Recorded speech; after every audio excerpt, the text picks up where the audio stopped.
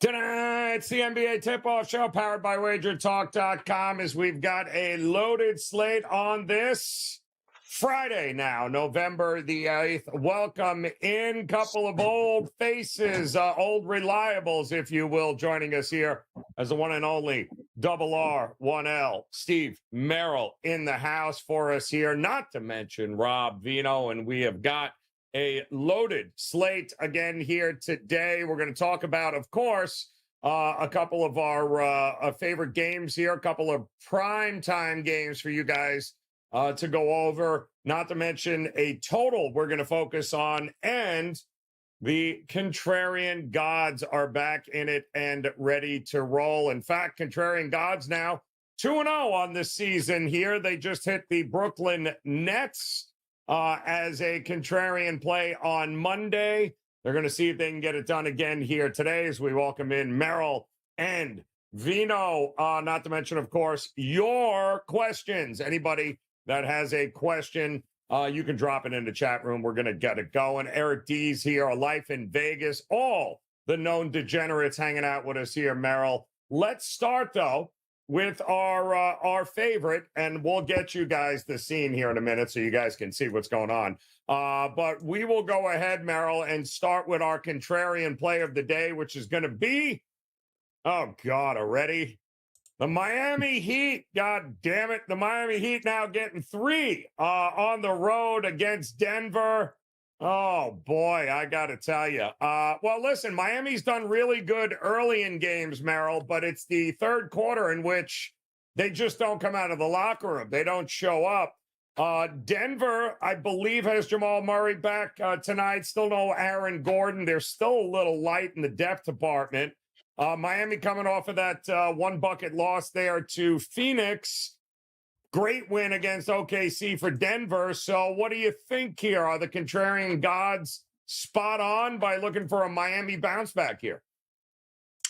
Well, I think early in the season, you can make an argument these are two play against semi-veteran teams, right, where you be careful. And you look at both of them, they're below 500 against the point spread, so not a surprise.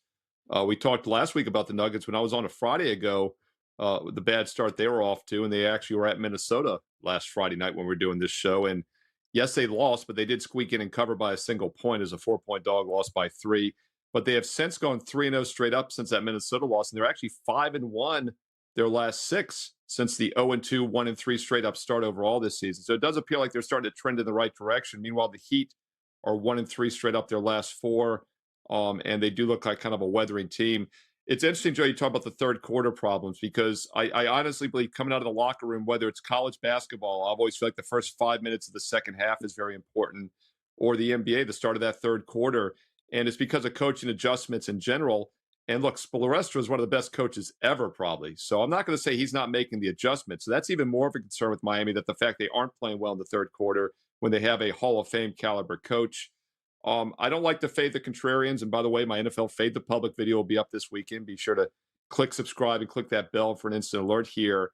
But it's hard for me to get on board with Miami right now. It looks like Denver is kind of focused and surging. And the Heat are the type of team the Nuggets probably don't overlook tonight at home, even a bit shorthanded.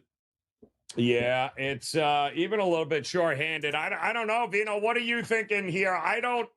I mean, Denver has just been winning games, but boy, some of them by the skin of their teeth. And, you know, when Braun is I guess your starting guard now because you've got so many injuries and not a lot of depth, that bench.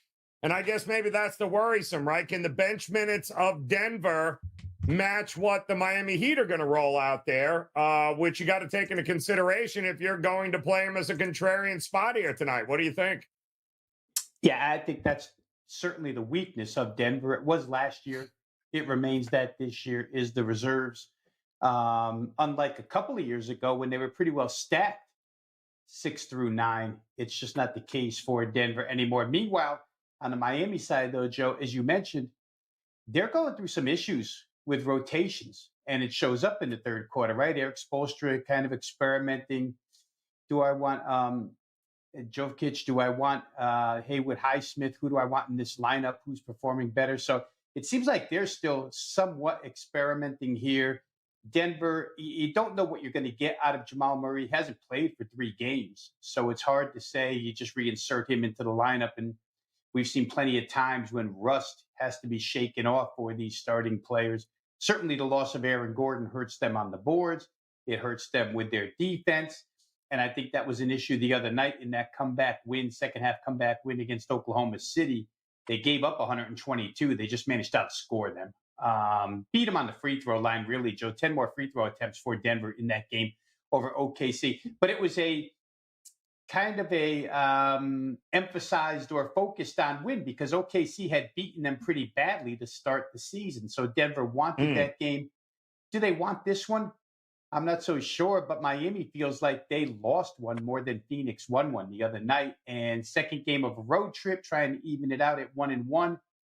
I'd almost look to the Miami side here, but I don't know that it's enough points for me. Although Denver has shown weakness, and boy, it's funny when you have Nikola Jokic coming out, 3 or 4 games into the season and telling the world we don't have a lot of good shooters on this team. We only have 2. The rest of us are all streaky. Kind of lets you know where Denver sits right now. They're going to play hard. Miami's going to play hard. I would look to Miami if I was getting a few more points. We're not. I think the total might be a better way to look since Denver hasn't performed real well defensively. But as far as side is concerned, forced to make a decision. Let's start the year off right, Joe, and go against the contrarian gods. Why not? Let's see if they strike me down with lightning here tonight. You know how that's going to work. You don't want to start off the year like that. It's not very, it's not great. But the contrarian gods certainly have their eyes on the Miami Heat tonight as a possible outright winner here. We'll see if they can make it 3-0 on the season. All right, we got a couple of other primetime games we're gonna run through here, and of course, big shout out to Big Daddy in the house, Eric D, A Life in Vegas. Those of you guys, Rudy Zura on TikTok. Those of you joining us on whether it be Instagram, TikTok, X, Facebook, as well as the multiple YouTube platforms. We appreciate you guys stopping by. Any questions on these games tonight? Don't be afraid. Go ahead, drop them in the chat rooms here, and we will go ahead and get to them. Well, we're going to focus on one game here, Merrill, on 2 teams that it's been less than a great start to the season. How about them Milwaukee Bucks taking on the New York Knicks here tonight? Milwaukee, second of a back-to-back, not a great spot for them. But things have not been going great for New York either. So, unfortunately, somebody's got to win this game. The question is there any value in backing Milwaukee as a dog in this spot? Well, these are also 2 big-name teams, right? And Milwaukee, definitely an aging team. New York, somewhat as well, a little bit of a different roster. But 2 good teams for the most part from last year, and they're playing early in the season here. So I'm always interested to see how these teams start. And a lot of times, as we talked about with both Miami and Denver, they do start slow. And that's been the case here. We got a Milwaukee team that's 2-6 straight up, 3-5 against the spread. The Knicks, meanwhile, 3-4 straight up ATS. So they both have been money burners. They're both below 500. The Bucks are the team I'd be careful with, though, because don't forget they had lost 6 in a row until that win against Utah last night, 123-100. Now, you could say, well, was that the buy sign? I don't think so. They were a 10-point favorite in that game. Big step up in class and now traveling without rest in this situation against a Knicks team that is off back-to-back losses, but 4 straight road games. They now return home, rested. Just looks like a better situational setup here for me with the Knicks. And we have seen this line start to go from 6.5 to 7 in some spots. So if you like New York, I'd probably play it sooner or later at the 6.5, as it's going to probably be 7 by tip-off. Yeah, I mean, it feels like a big number here. 7 is what we're seeing. The total too hovering around that 223 and a half mark. I mean, listen, we were all worried about Milwaukee's depth, but we were worried about the Knicks' depth too, going out and getting Cat, and they sacrificed. Some people think a little too much depth in order to go get him. But what do we think? Are we going to get big minutes and big effort from Dame and Giannis here? Because if we don't, oh boy, how are they going to keep it within this number? An interesting line move here, Joe, and I don't think it meant that much to me. Knicks were 7.5 earlier today. And then the news came out that Giannis was probable. So it immediately went down to 6.5, which is where most places sit right now. And I don't know that Giannis in the lineup makes that much of a difference. That's kind of crazy to say. But where Milwaukee's concerned, Giannis has played most of the year, and they just haven't played good basketball, mainly on the defensive end. I mean, when you have to take Andre Jackson former UConn player who's noted for defense only and shove him in your starting lineup because your defense is so porous, it's not a good sign. Offensively, when they come down the floor, they're like playing 4-on-5. Damian Lillard doesn't guard. We knew that when they traded for him, when they got rid of Drew Holiday and replaced him with Damian Lillard, a little more offense, but certainly less defense. And so Milwaukee's had issues all season long on the defensive end. I think in the Knicks case, and Steve touched on it a little bit, they're off back-to-back losses on the road where they were favorites. You know, the Houston game, they didn't shoot well. Houston has become a little bit better of a defensive team this year. They ranked pretty high in the defensive statistics. But the Atlanta game was just, it's like a Trae Young revenge tour every time they play the Knicks. And even if you saw the post game afterwards, Trae Young, instead of talking to the reporter or answering his question, was staring at the scattered Knicks fans leaving the arena and pointing them out to the reporter that the Knicks fans were disappointed. So personal game for Trae Young there. I think I can excuse both of those. Knicks are on rest, now back home. After that 4-game road swing Friday night in MSG, I think it'll be energized. And the Knicks, to me, are just the better team at this point in time. I trust Thibodeau way more than I trust Doc Rivers. So for me, I think the push downward to 6.5, just because Giannis is in, didn't make a lot of difference. I think I like the Knicks here minus the points. Ooh, liking the Knicks here, minus the points, expecting a bit of a blowout here. I don't know that anybody would be shocked, except for Big Daddy, who wants to throw up all over this game in the chat room, apparently.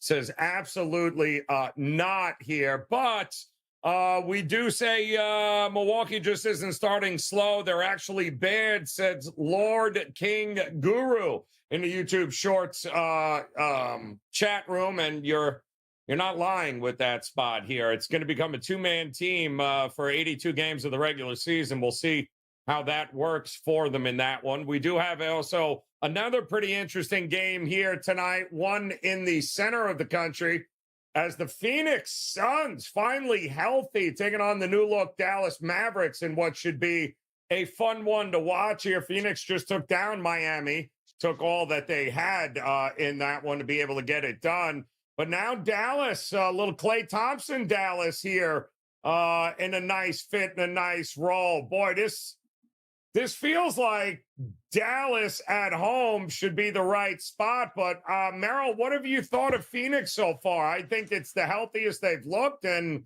I think they're playing some great basketball. Is it enough to go on the road and beat Dallas here? Yeah, I want to know if the new city, the new uniform is going to help Klay Thompson. Injured knees and aging legs play a little bit faster. We'll see.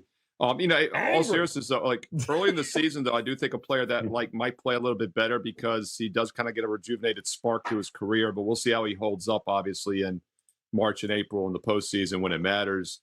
I thought he was kind of over the hill the last couple of years with the Warriors when he was on the court. As far as the Suns, off to a great start this season. I mean, there's no way to candy coat it here. This is a team that so far is 7-1 straight up. But what's crazy, Joe, is they're just 2-6 against the spread. That's the biggest dichotomy in the NBA between real record and point spread. So, yeah, they're winning, but when you're 7-1 straight up and 2-6 ATS, that tells you all you need to know, right? You're winning, but not covering big numbers, inflated numbers. So we'll see what happens in this one. They're an underdog here, so that's less of a concern. And the one thing we've seen is some sharp money on the over in this game. Open 229, and it's now 232 across the board. And some of the sharper books are 232.5, 233. So I would lean over here and bless the sharp money looking for a high-scoring game.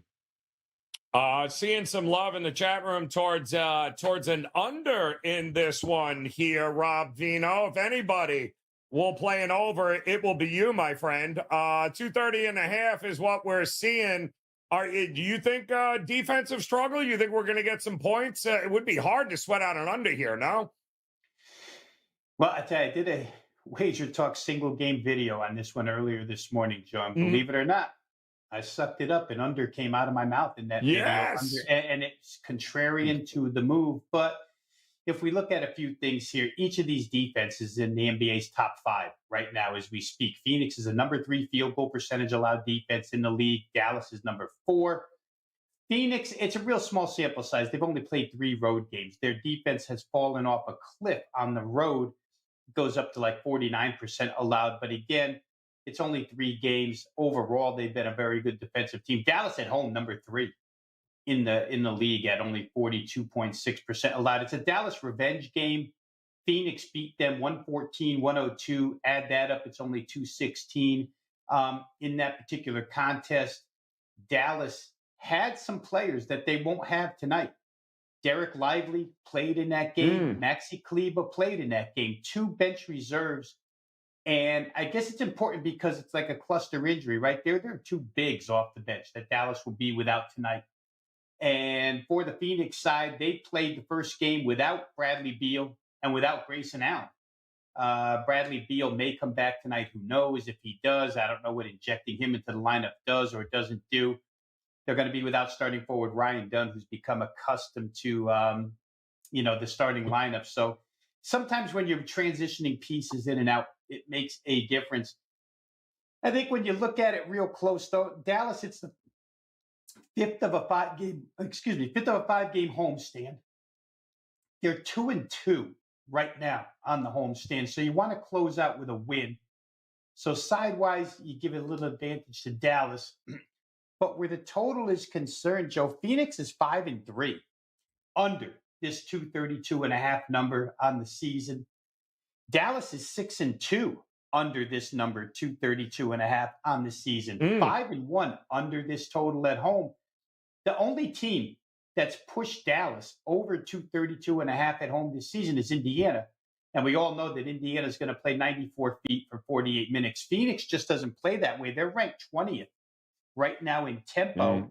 And Mike Budenholzer made a point when he took over this team to say that he was going to slow it down a little bit to help them defensively and to help them with their turnover problems. So sometimes when you get better defensively, it's only because you slow the game down. That looks like the case with Phoenix.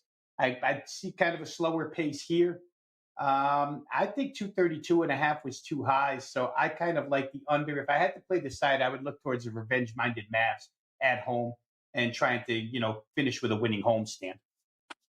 Yeah, Phoenix, 1-2 against the number on the road this year. I think they covered against the Clippers, and it'll be, but they lost to the Lakers. So it'll be interesting to see what we get here from both of these teams with a little new look going across the board. I know Lord King Guru says he likes the over, but he likes the over on Nurkic rebounds and the over for the game. Some people believe that this might be the Devin Booker game. No Kevin Durant, but maybe more about Devin Booker in this one, taking advantage of some of the matchups in that one.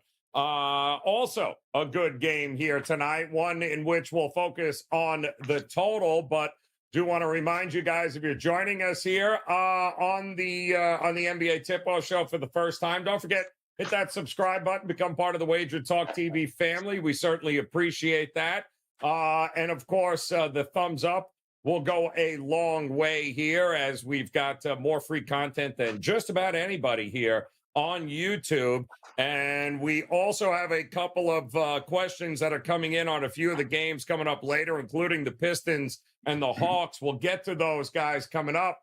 But we do want to focus a total on, Houston at OKC. This one opened up a little bit low, 218, now seeing 222.5, maybe 223 here, Merrill. And what are we thinking here? OKC coming off a loss. I mean, they weren't going to win every game, right, Merrill? So we kind of figured that. Houston, though, doing great, not only offensively, but also defensively. I think they're top 10 in both. So something has got to give here. Is this going to be a defensive slugfest, or the market seems to think 218 was too low to begin with? Do you agree with them in this one? Well, it's two ways to look at this. If you think Houston is going to start shooting better than they did early in the season, then there's some intrinsic value with the over. And we have seen 2 of their last 3 games go over. But just to put in perspective, they started the season 3-3 straight up, despite shooting 41% or worse in 5 of their first 6 games. Just horrendous offensive numbers. But they've since shot 49 and 56% the last 2 games against the Knicks and Spurs. So once again, it's your call. Do you think that the 6-game sample is more valid? Normally, I would say yes, but then again, the last 2 games, current form, right? And one of the things I've always said about beating the NBA is you look for these little shifts on 4 to 5 games, especially when a team starts playing better offensively or defensively, and that can lead to some value with the totals. This is an Oklahoma City team that's been pretty good offensively all year. So I would agree with the move. Now, the problem, of course, is that OKC is a very good defensive team. And we'll find out about Houston.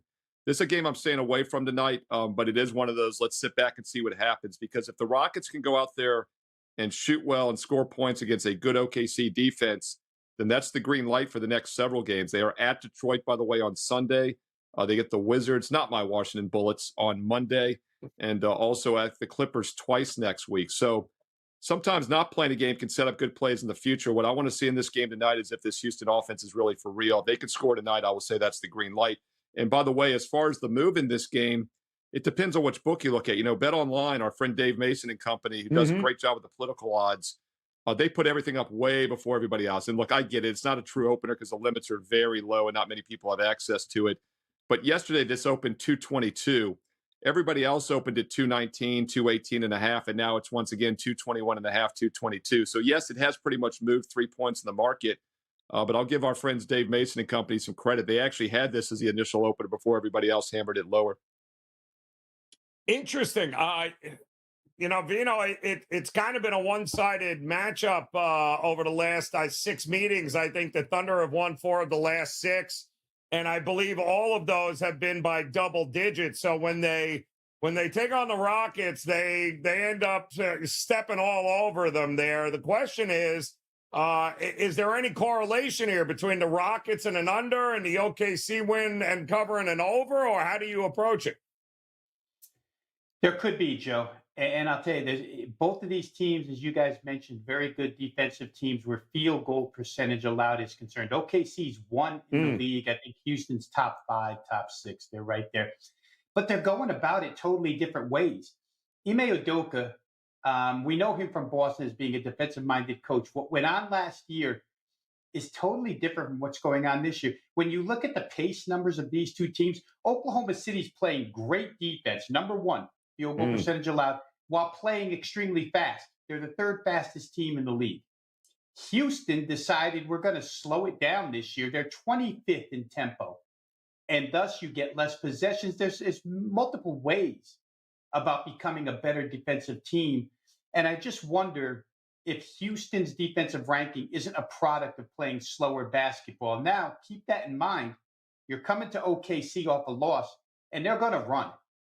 And Houston has gotten into this little or acclimated to playing slow basketball. And it could be a lot of turnovers forced here. Houston could get pretty rattled if this game gets too fast because they're just not used to playing fast now. And again, Udoka took them from a team last year. You remember, we said it a zillion times on this show, where he was begging Jalen Green on defensive rebounds, get out, go, go, go, go, go. They wanted to use their legs and go. Total shift in philosophy. I'd rather have the team that's capable of playing real good defense at home in a fast-paced game than a team that needs it to be slow and is on the road. Ooh. Oklahoma City off a loss might force it down Houston's throat. I think OKC is probably the right side. As for total, you said, does it correlate? And it probably does. If Oklahoma City's able to run, it's going to be a high-scoring game. They're going to get theirs. Maybe you focus in on team total for OKC. Houston would probably be in trouble there. So I think pace matters here, and Oklahoma City at home, I'd give them the edge in forcing it. National Now Goker. I probably pretty much just butchered that handle there, but appreciate you stopping by. Under points for me in OKC, our good friend RC, handicappers Sports there, Ronald Cabang hanging out in the chat room, points out that the Thunder team total under could be a look. Also mentioned that the Rockets opponents are 7-1 to their team total under this season here. So maybe a little more defense expected here tonight. But listen, Oklahoma City, I think in every one of their games, Merrill, I think they got 7 wins on a season. Every one of them, I believe, has been by double digits. So they're not just winning. They're winning by margin and rather easily in some of these contests here. This is probably a little bit different test, even more so than what we just got with Denver, no? Yeah, I mean, you could also look to play some adjusted spreads, right? And then, of course, you have the Right. outright money line if you think there's going to be the upset. But the other thing I'll point out is I don't recommend parlays much, but as you and Rob are kind of talking about, there probably is some correlation with the side and total in this game as well. And for new bettors out there, the only time a parlay works is if it's a two-teamer. And don't let Perez tell you that the odds are better with three-teamers than two-teamers. I heard him say that again last week. I didn't even get into it with him. The math does not check on that.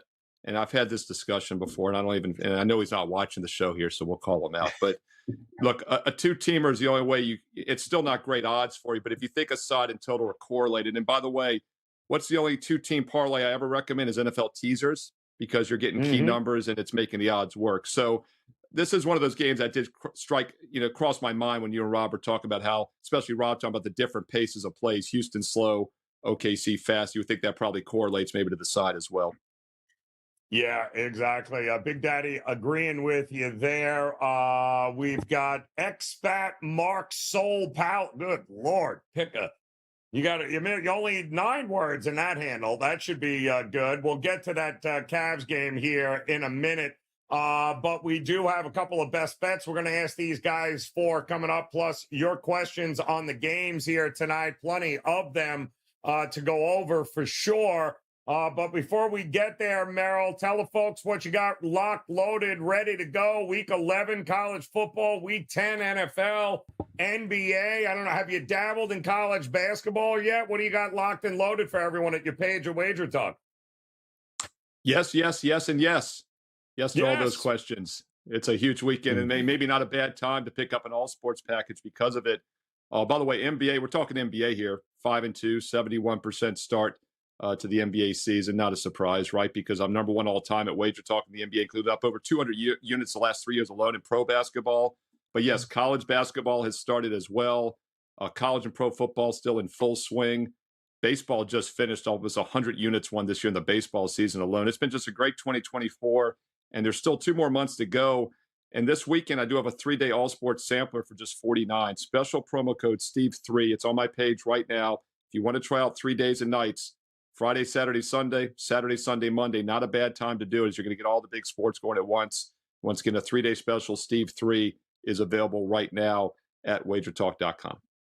All right, good stuff there, Merrill. How about you, Vino? Locked, loaded, ready to roll. A little something for everybody right now. College hoops, NBA, NFL, college football, darts. Where is Andy when you need him? Talk to me here, Vino. What are you looking at tonight? Yeah, I tell you, Joe, the Tuesday through Thursday college football cards didn't excite me much. But tonight, 3 big plays going off in college football and only 4 games on the board. So it seemed like they stacked all the ones that I liked on one night. So college football is up and loaded. NBA as well.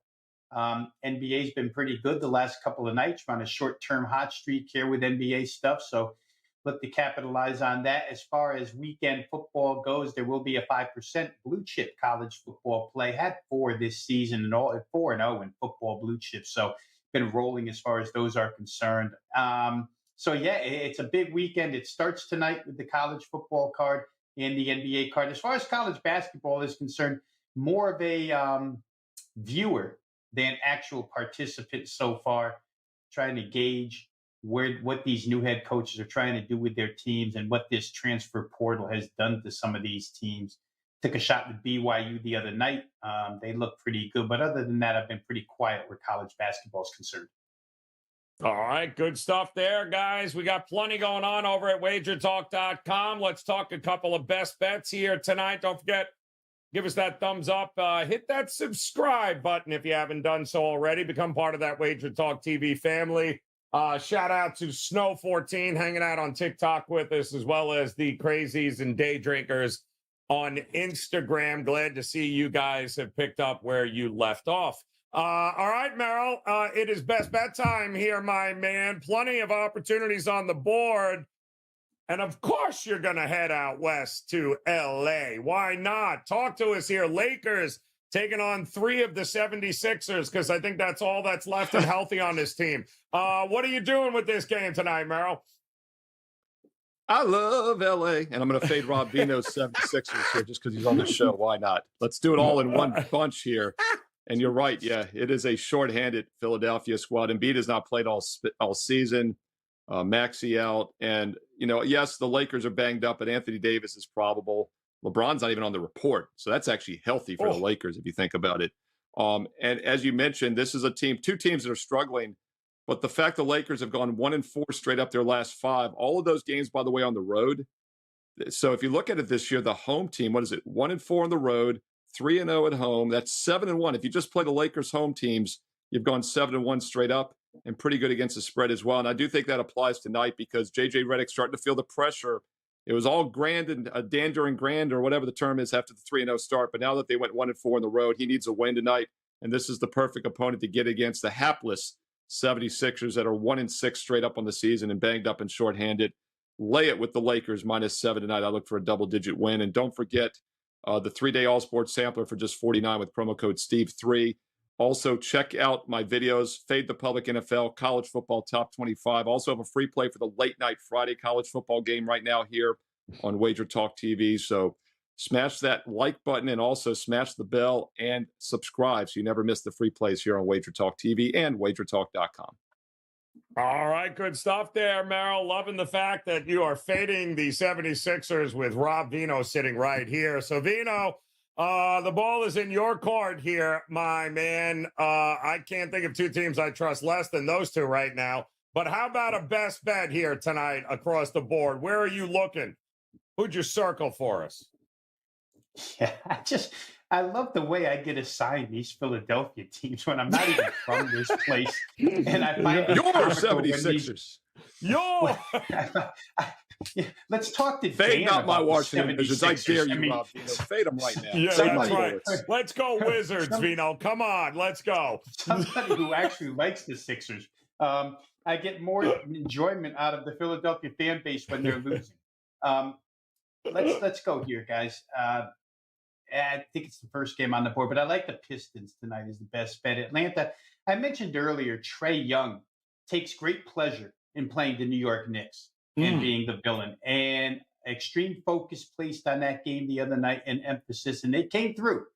They beat the Knicks in the last game of the Knicks road trip, and he enjoyed every minute of it. But now on the road, Atlanta's been untrustworthy on the road for a bunch of years now. And for Detroit, they were on the verge of a 3-game win streak the other night before a tip-in at the buzzer cost them the 3-game win streak. A little upset about that as a team they were. And in that game, they lost Jalen Duren, their center. However, head coach J.B. Bickerstaff pointed out how good Paul Reed played as a reserve center off the bench in that game. Isaiah Stewart obviously has starting experience. He steps in. He'll be the starter here, no problem. But they do have backup now in the form of Paul Reed, who is an ex-Philadelphia 76er. I like the way the Detroit team has played all season long. They play hard for 48 minutes. Atlanta's got the kind of defense that you don't want to put any faith in on the road. And like I said, I think Trae Young gave us his best the other night. Don't know that we'll get that same effort here. So for me, it's going to be the Pistons. The price is right. They're only laying 1 point here. Kind of a switch in favorites. I think Atlanta opened the favorite. Detroit now the favorite, but still asking them to win by a bucket in a game where they're looking for atonement for the loss the other night and maybe starting a win streak. I think Detroit's the right side. Liking Detroit in this. Why not a rebound prop for Isaiah Stewart too? If Duren is not going there, he should be able to get. He should be able to get a few boards in that one for sure. Oh my word! I cannot believe she's back. Oh boy. Kelsey has made the return to the chat room, people. Put your drinks away. You know the Chardonnay's out. She's here. Right on time, too, Kelsey. Way to go. Only 5 minutes left in the show. Way to join us there. All right, so we have a couple of questions coming in across the chat room there. And let's see what we've got. Let's start with Brandon Carson first, who says has a question for the NBA King, and he actually gave a king emoji for you, Merrill. He said, Steve Merrill wants to know if you like the over or under in the Golden State Cavs game here tonight. Of course, I believe this is only the 21st time it's happened in NBA history where an undefeated team on the season is taking on at home is taking on an undefeated team on the road, which is what Golden State has been thus far. It doesn't happen very often. They're both playing pretty well, Merrill, but do you think this has got over or underwritten all over? Well, actually, we'll bring that into the analysis because if you look at the sharp money like the over in this game, it opened, what was it, 29.5, I believe, and it's gone up to 31 now, 231. I even see a 231.5. So I do respect that. Early in the season, if I'm fading one of these sharp moves, I'm making sure I'm not missing something. So I don't have a play on this game tonight. So I would let you know that the sharp money that I respect is on the over here. But what kept me off this total is what you just mentioned, Joe, that these are two really good teams. They're combined 16-1 straight up. Yep. And as you know from all my NBA playoff videos I did last spring, that when we have Class A teams playing each other in the postseason, especially in like elimination games, we get more unders.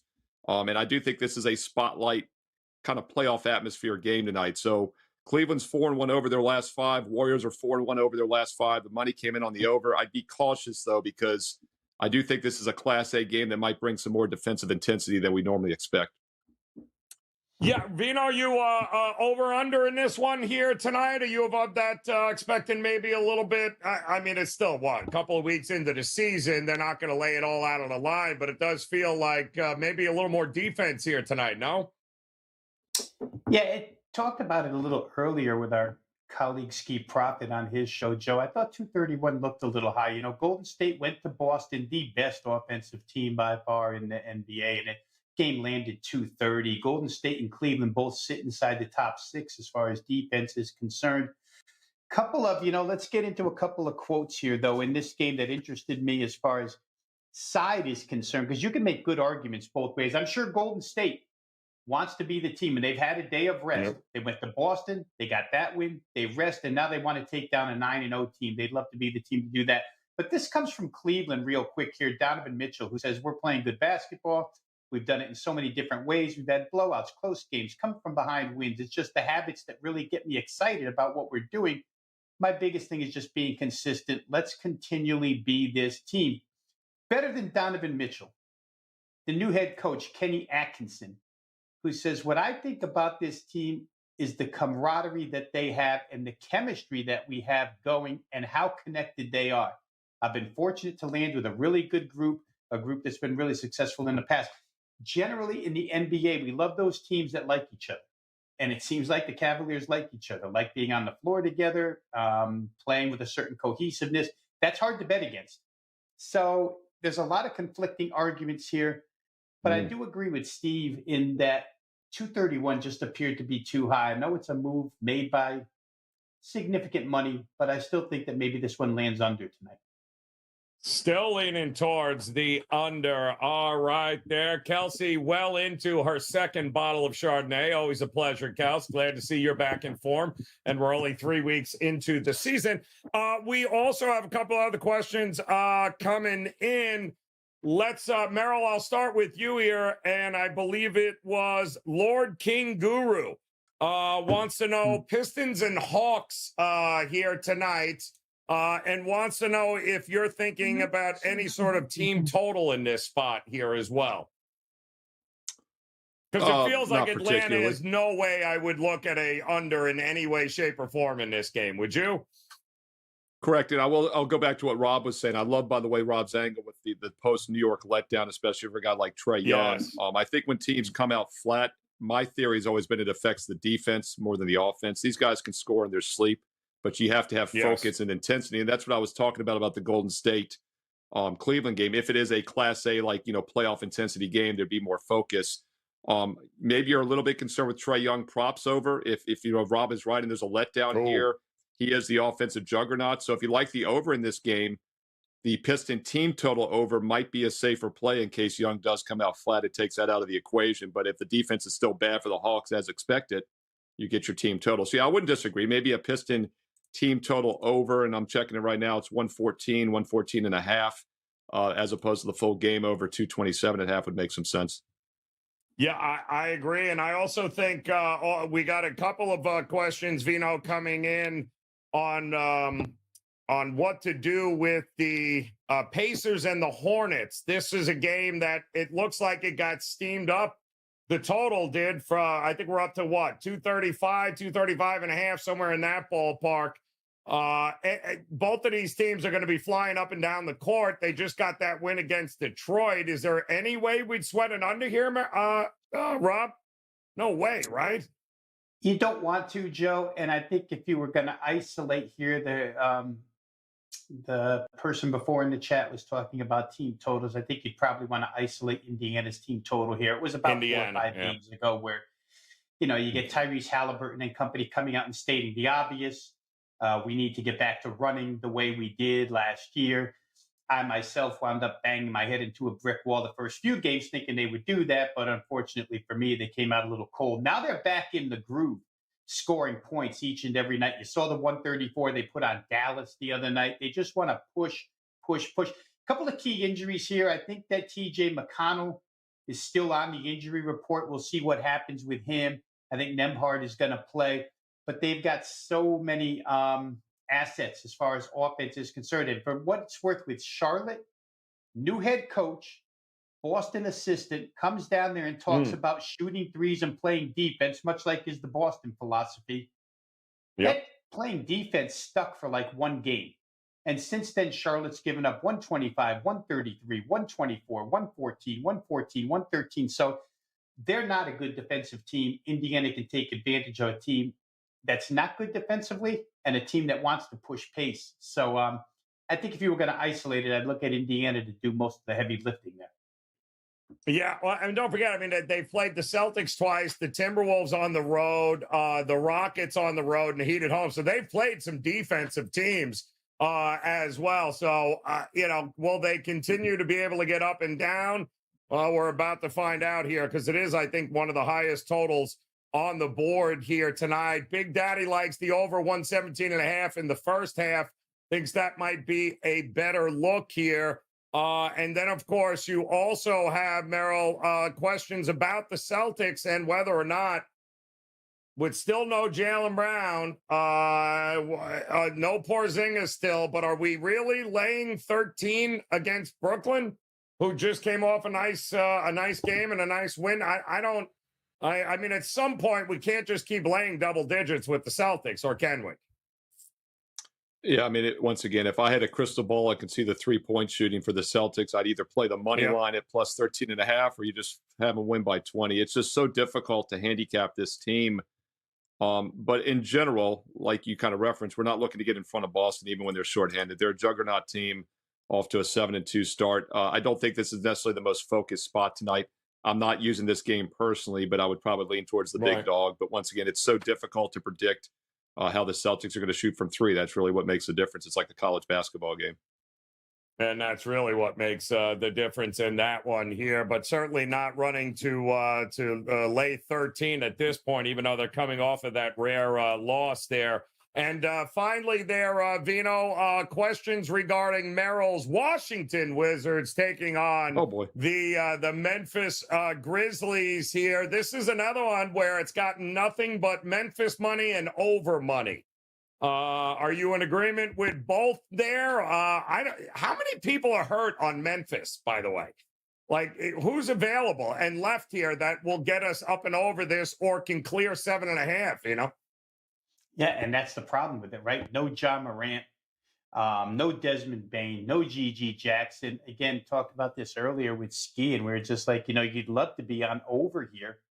But with the amount of absent point scores in this game, how can you be? And it's kind of head-scratching as to why people would push this up 4 points when so many huge scores are out of this game on both sides. Kyle Kuzma out on the other side, Sadiq Bey, Malcolm Brogdon. I mean, some of them the usual suspects in the Washington lineup, but still, you've taken a boatload of points out of the rotations here, and now you're asking them to get to 232. Pace will be there, obviously, and I think either you or Steve said it earlier, they're still NBA players, but it's pretty risky asking them to go ahead and get to 232 when you have so many guys that generally do the scoring for these teams out of the game. Yeah, Merrill, what have you seen from your Washington team here? Why are they getting no love? I mean, they're young, but they're playing with pace. I mean, maybe the over, but I don't think they're terrible here, Washington. Do you? Well, first of all, they don't call them the Bullets anymore, so that's why they get no love.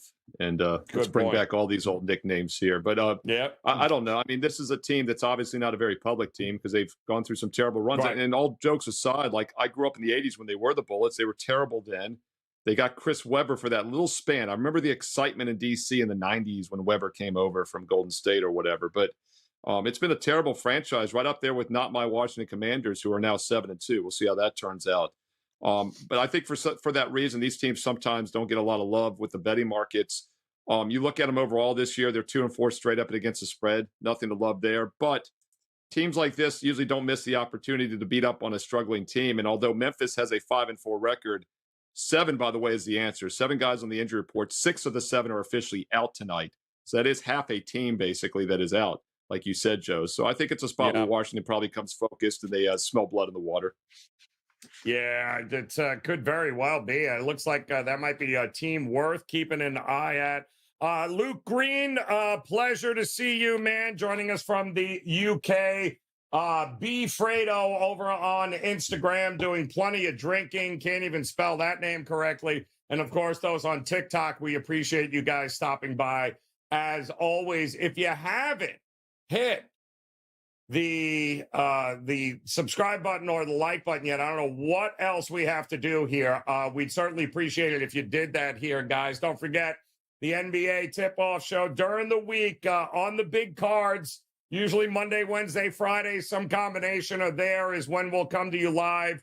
Other than that, you can check out all the single game videos and previews and best bets that we've got for you here on the YouTube channel here at WagerTalk. Good to see old friends. Kelsey back in the house, already cracking open a Friday third bottle of Chardonnay. It's a pleasure. Bonkers in the house, also Big Daddy. And we appreciate you guys, as always, swinging by. Good luck tonight on the games, guys. Make plans to come back and join us again on Monday. Another big card in the NBA. Until then, best of luck, guys. We'll talk to you again soon.